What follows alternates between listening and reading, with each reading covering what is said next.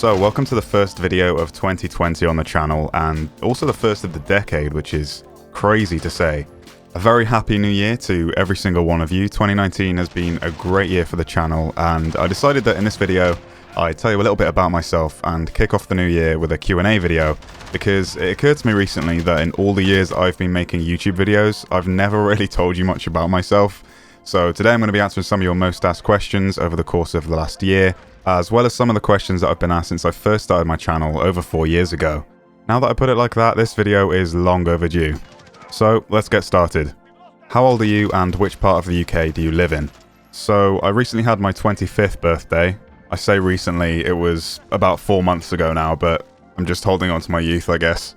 To answer the second part, I live in a place called Shropshire in the West Midlands, which is between the Welsh border and Birmingham. I won't go into any further detail than that. Lol JK, this is my castle, don't come visit, you're all peasants. Alright, next question. Do you do YouTube as a job? Yes and no is how I'd answer that question. YouTube is only part of what I do. I guess the job description is I am now a content creator. So I make videos on YouTube and I stream on Twitch. And thanks to your support, I've been doing this full time for about 4 months now. So yeah, this is a really exciting point in my life, and I feel really privileged to be in the position I am now. I still remember talking with my old school friends about one day being a YouTuber and making videos for an audience who share the same interests as you, and most importantly to me, building a community. So the fact that I'm able to do this as a job now, I mean, I have to pinch myself every day because I really am living the dream, and it's all because of you guys. I suppose a follow-up question to that would be, what did I do before I started YouTube? Well, when I first started making YouTube videos, I had just finished college. I was studying art and design, and I've always been quite a creative person. And this course allowed me to experiment with a range of different art forms, including my two personal favourites, photography and graphic design.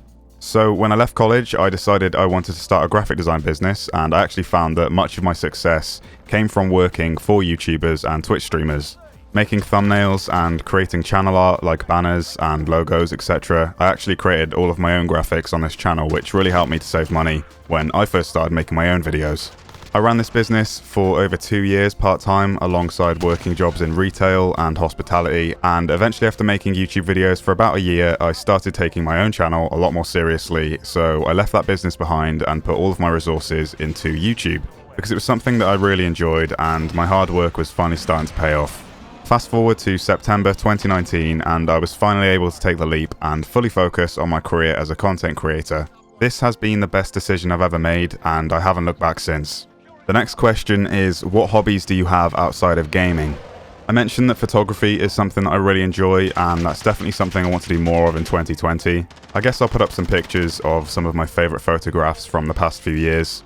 2019 was a really hectic year for me, so I didn't get the chance to take as many pictures as I would have liked to, but you can guarantee that whenever the opportunity arises, I'm always trying to capture the moment, and taking photographs is how I like to do that. I also recently started playing guitar, so that's definitely something I want to continue in the new year. Playing guitar is something that allows me to sort of switch off after, being sat in front of a computer screen all day, recording and editing. It can be quite fatiguing at times, so it allows me to unwind and learn a new skill in the process. Also, since this became a full-time thing for me, I've actually taken up running because I do spend a lot of time inside, so keeping up my personal fitness and stamina is quite important to me. What is your earliest memory of playing video games? So, I guess my earliest memory is playing Sonic the Hedgehog on a Sega Mega Drive. I don't remember how old I would have been, but we're going back many years now, and I remember playing that game to its actual death. I mean, the cartridge didn't even work anymore, and to this day, I guess I still blame Dr. Robotnik. The first game that I got hooked on as a kid, and what probably kickstarted my gaming hobby, was a game called Beyond Good and Evil on the PlayStation 2. I mean, that game was just ahead of its time. You could solve puzzles, and you could do racing, and explore an open world with really cool characters. They're actually coming out with a Beyond Good and Evil 2 in the not so distant future, which I'm really looking forward to for nostalgia reasons, and also it looks really good. So yeah, be sure to keep an eye out for that one. Do you have a girlfriend? I'm going to answer this question honestly and from the heart. So I actually came out of a relationship with my ex-girlfriend not too long ago now. It was a relationship that was very important to me, but one that I sadly couldn't hold on to, and I had to try and move on, and it took me a long time to accept that. My routine is so complicated, and though I felt like she fit into my life, I had to understand that I no longer fit into hers, and it was time to let go. This was around the same point that I decided to go full-time, so thankfully I had the support of my community, but I don't think I was able to enjoy those early moments of going full-time as much as I would have liked to because of the effect that the breakup had on me. Now though, I'm in a much better place, and the only focus in my life at the moment is my career and my health. The way I see it, if I'm able to focus on both of those two things, and someone comes into my life that's able to fit into this hectic puzzle, then I guess I'd be willing to open up again. But for now, it's full steam ahead, and I'm only looking upwards as we head into the new year. How did you meet Acolyte, Fuglet and Stone, and have you ever met any of them in real life? I do get this question quite a lot, and I'm going to try and keep this answer as short as possible. But when I first started YouTube, one of the first games I covered was a free-to-play first-person shooter called Dirty Bomb. I'm sure some of you remember the name or have played the game before, but it's a game that I truly fell in love with, and it's actually where I met Acolyte. He's been telling me off a lot recently because I keep calling him Acolyte even though I've been calling him Connor, which is his real name, for the entirety of our friendship. But I'm not sure if everyone knows that, and Stone and Fuglet have been calling him Acolyte for so long now that I guess I've just been doing it for continuity reasons. But don't worry, Acolyte, you'll always be Connor to me. So, back to how we met. I actually DM'd Connor. I slid into his DMs. And unfortunately YouTube got rid of their private messaging function a few years ago now, so I can't actually see what I initially said, but I remember stumbling across a very particular YouTube video from Acolyte that was focusing on Vasily, which was one of the sniper classes in Dirty Bomb. I just remember watching and thinking, damn, this guy is good at video games, and being new to PC gaming, I thought, I need someone to carry me. 4 years later, and things haven't really changed. But it seemed like a great opportunity to collaborate with someone who shared a similar editing and commentary style as me, and back then our channels were around a similar point in terms of subscribers. And that's something I'd recommend if you wanted to start out on YouTube and collaborate with other content creators. Be realistic and reach out to people who are around the same channel size as you. Make some friends in the process and ultimately grow your channels together. 4 years later, and Acolyte isn't just some guy that I make YouTube videos with. He's my best friend, and before YouTube became a bigger thing for both of us and we didn't need to worry about content, we would play every day just to hang out with each other. And I think that's the beauty of our friend group as a whole, and why people enjoy watching us play. Sure, we all have our own things going on as content creators, but when we get together to play games, we're not just doing it for the sake of content. We have a real underlying friendship, and we just want to see each other succeed. A rising tide lifts all ships, as they say. We all help each other out and expect nothing in return. So, how did Fuglet and Stone come into the picture? Well, at the time, Acolyte was blowing up on PUBG, and I think Stone was looking for some more creators to play with, and he got in touch with Connor. Connor introduced me to Stone, and I DM'd Fuglet after watching a video that he made on PUBG. It was one of his Hitman videos, and myself and Acolyte had been playing duos on PUBG for so long that it made sense to branch out and try and form a squad. Eventually the four of us got together and the Fast Squad was formed. And yes, it's fast. Anyone that says fats will be outcast. You can't sit with us. I'm really grateful for the bond that myself and my friends share. I mean, we're basically brothers at this point, and I attribute a lot of my success to my friends. And Acolyte in particular, being by his side from the very start, it's just made me so proud to watch his channel grow into what it is now, and I guess I just really appreciate him bringing me along for the ride. We've made some great content over the years, and 2020 is going to be no different. Unfortunately, we've never met before, but when we do, we're going to break the internet. And now, it's time to give you the answer you've all been waiting for. 4 years has taken me to get to this point. What's the big deal, Tom? What's the big deal? It's just a face reveal. 4 years later, I'm finally doing a face reveal, guys. Why now, I suppose is the question. Why now? Why not, honestly? Like, I went full-time, if you didn't know. I've probably mentioned this in the earlier part of the video. I'm actually recording this part before I do the Q&A. So when I went full-time, I kind of took a step back and just tried to assess the channel on the whole and the direction I want to go. I mean, I'm talking about YouTube and Twitch now.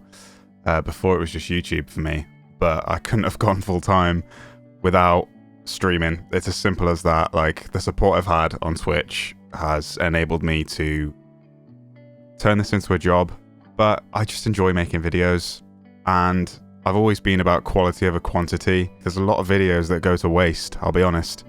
I'm very picky when it comes to the stuff I put on my channel, Sometimes I'll spend hours editing a video and then I'll watch it back at the very end and I'll be like, you know what? It's not good enough. You guys might think it's good enough, but at the end of the day, you know, it's my channel. I'll post what I enjoy and what I'm happy to present to an audience. And if it's not up to scratch, then it just won't make it to the channel. You know what? Let's get on to the question of why I'm doing a face reveal at this point. Because a lot of people would do it for like a big subscriber milestone, or, you know, it's usually something along those lines. I always had the intention of doing a face reveal, but it's been talked about for so long now amongst my audience and my friends. Like, I actually haven't told the guys that I'm even doing a face reveal, so this will be new to them as well. Hi guys, how you doing? Sorry Aculite, you're now the only anonymous member of the Fast Squad. But yeah, in terms of my personal reasons for doing this, it's never really been that big of a deal to me. I just wanted to make sure I did it when I was ready. I wasn't expecting 4 years later to be the point that I do it. To be honest, the main reason is that when you first start a YouTube channel, you make sure that you buy the essential equipment. And for me, a camera wasn't one of those pieces of equipment. Like, I wanted to invest in high quality stuff. As much as I wanted to do YouTube and I wanted to be in this position that I'm in now, you never know where it's going to go when you first start. So you don't want to spend an arm and a leg unless you're really confident in the content that you're bringing to the table and that you know you've got an audience that's going to watch it. I just built my first gaming computer. I'd never played on PC before. And right as I built my PC is when I'd started my YouTube channel and I was ready to start uploading videos. First game I purchased was GTA 5, and I made a short film, which is the very first video on my channel. I'll link that in the description actually, because that's probably quite interesting to watch, seeing as it was my first video. I'm pretty proud of it. The editing was fairly decent, considering I had no past experience with editing videos. So yeah, like I said, I posted that GTA 5 short film. Then after that, I posted a bunch of Dirty Bum content, which was a really fun FPS. It's actually where I met Aculite. I probably spoke about this earlier in the video as well, but man, I really enjoyed that game and I posted a lot of videos on it. It's actually where I started, and I probably would have never met Aculite had I not played that game. It's kind of crazy to think about, but I just wanted to make sure I was spending the money in the right places when I first started YouTube. Having just bought a gaming PC, that already took quite a chunk out of my budget. So yeah, the rest of the stuff I spent on like a microphone, good pair of headphones, which I'm still using to this day actually. Audio-Technica M50X. See, I forgot the name, it's been that long now. But I actually have 2 pairs of these. Nothing's wrong with the one pair, it's just that I've got one that I use for traveling and then one just stays plugged into my computer at all times. So yeah, really good pair of headphones, and I'm obviously using a different microphone now, but I had a decent microphone at the time. It was just a USB mic, but in terms of audio quality, it was pretty good for the time I started. Like I said, there's no promises when you start a YouTube channel. You don't know that it's going to be successful. I've been recording for 15 minutes now, and I've probably only got about 5 minutes worth of footage. I keep sitting here just because this is so strange. Sitting in front of a camera for the first time in 4 years. It's weird. Yeah, apologies to anyone who didn't want to see my face and liked the anonymity and the mystery behind the voice, but it's time. I'm ready. I've actually been going to a lot of events and stuff recently, and not having a face associated with Tomographic, it's been weird because I go to these events and obviously I've been speaking with people who, you know, the companies, I'm not really meeting the people that I've been talking with because they have no idea what I look like, and I have no idea who to approach. It's the same for them as well, you know. So a lot of the time I'm just getting texts like, meet me here, and then I'm meeting them and it's like, oh, hi. It's a bit weird. I guess I kind of want to make my content a bit more personal as well, and that doesn't mean I'm going to be doing face cams in my videos. I don't think I ever will, to be honest. It's not the content I want to be making. Some videos I'm sure it'd work, it'd be fine, but it takes up real estate. It's free real estate. It takes up real estate in the video. Facecam, the more I've always said this, the more elements you have in a video, the more distracting it is for a viewer. So for me, it's always gameplay first. And I often find when I watch people who use a face cam, I'll be looking at them talking instead of looking at the gameplay that they're trying to showcase. So yeah, it just works for me. The content won't really be changing. I want to make this a one-off video, and then other videos that are like this in the future, then sure, I'll do a face cam. Or if I go to an event where it makes sense to document the day, I'll probably record it. And things on social media as well. It'd be cool to just, I don't know, make things a bit more personal. I've always wanted to do that. I've done my best to do that as much as possible without, you know, having my face associated with the channel. I know it's very strange to hear a creator's voice or someone you've been watching for so long. I mean, if you've been here for 4 years and you're now seeing my face for the first time, I imagine it is quite strange. For some reason, the question's been coming up a lot recently, like more than ever, and I don't know why, but maybe that's the reason it's just been on my mind constantly these past few months since going full-time. Like I said, I want to make my content a bit more personal and be more open about myself and just the direction of the channel. To be honest, I think that's all I wanted to say on camera. Obviously, thank you is another thing I should be saying whilst I'm, you know, able to directly connect with you. I think the word you're looking for is address, Tom. Yeah, just thank you so much for the support. Like, 2019 has been an insane year for me. So many ups and so many downs, but to be honest, like I'm so proud of what my content has turned into. I've posted some of my best videos in 2019. I'm really proud of the content, and obviously I'd love to increase the consistency. I've been so focused on other things going on in my personal life as well as making content. And I'll never rush a video. So it is what it is, I guess. I'm actually looking to move to a new place soon, so that's been taking up a lot of time. But yeah, it's something I want to continue in 2020. I'm sure I'll be making some even better videos in the new year. But yeah, just thank you all so much for your support. It's really been life-changing, to be honest. I wouldn't be in the position I am now without you guys watching these videos and your support on Twitch as well. If you didn't know, I've been streaming regularly on Twitch. That's kind of taken up a lot of my time, but I'm really enjoying it, just interacting with people who stop by the stream and regulars who show up every day. I love it. It's like we're building such like a sense of community over there. The only thing I'm trying to improve right now, where I live, it's really bad in terms of internet connection, so I'm only able to upload at 720p on Twitch. As soon as I get a good internet connection, the streams will be crisp. But yeah, I think that's everything I wanted to talk about on camera. Yeah, just again, thank you all so much. I really appreciate you watching the videos and just showing your support. It really means the world, and yeah, I owe it all to you. That's it for this video, I guess. I'll see you in the next one. It probably won't be a video where I'm showing my face, but it's done now.